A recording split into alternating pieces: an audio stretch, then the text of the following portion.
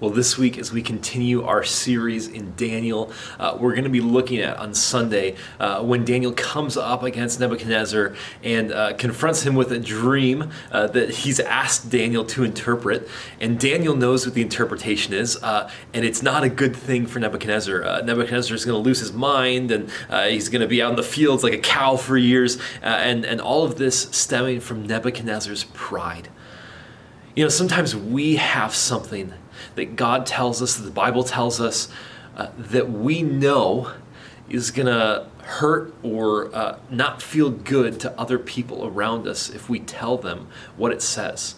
And sometimes we're tempted to water down the message of the gospel. Sometimes we're tempted to not really say exactly what God says, maybe leave a few parts out to make it more appealing to people around us. But that's not what Daniel does in the story when he is confronted with this dream that Nebuchadnezzar tells him. He says, "King, listen, I hope this isn't about you, but here is what is going to happen." Sometimes we do the same thing. We go, this isn't really about you, but the Bible says this. And we leave out a few details. Maybe we don't say the entire truth of what the Bible has told us or what God has been telling us or teaching us. But when we do that, we do a disservice to ourselves, to the people around us, and really to God and to the gospel.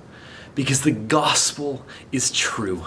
And we need the full gospel. We can't leave parts out.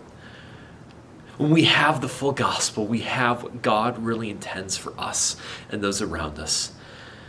And so while the gospel is countercultural and it goes in the face of what culture is today, we also know that God has called us as Christians to be countercultural.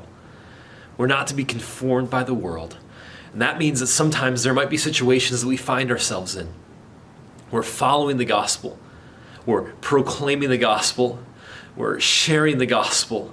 It may fly in the face of everything else around us. But that's what God calls us to do. And He will remain faithful to us no matter what.